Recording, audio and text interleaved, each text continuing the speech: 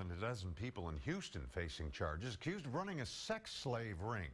Investigators say that Hortensia Arguello, her daughters, brothers, and sister ran 3 cantinas doubling as bordellos. Undocumented women and girls forced to work as prostitutes. The FBI believes the ring's been operating since 1999. One suspect still on the run. There's a reward out for 42-year-old Alfonso Diaz Juarez, who may already be in Mexico. That sting brings to light the very real issue of sex trafficking in Texas. Because of our proximity to Mexico and the long highways like I-35, sex slavery is far too common.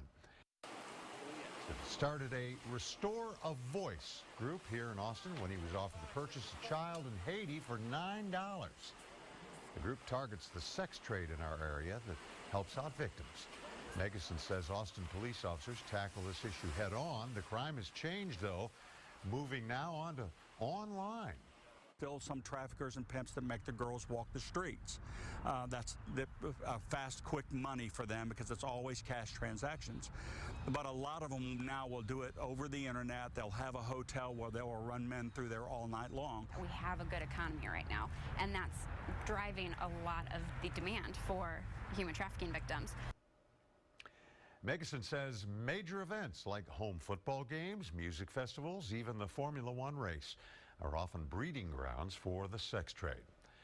Now, because this act is so common around the world, the U.S. State Department says just about any of us could potentially discover a human trafficking victim. They're often hidden in plain sight. The department posted a few red flags, such as a person who lives with their employer, those conditions that are poor living quality, cramped in, for example, with several people in tight quarters, and another red flag, when the victim cannot speak to you alone or they may be submissive and fearful. We posted more of these potential red flags linked right on this story on KXAN.com. We've also got information about an anti-slavery event here in Austin next week.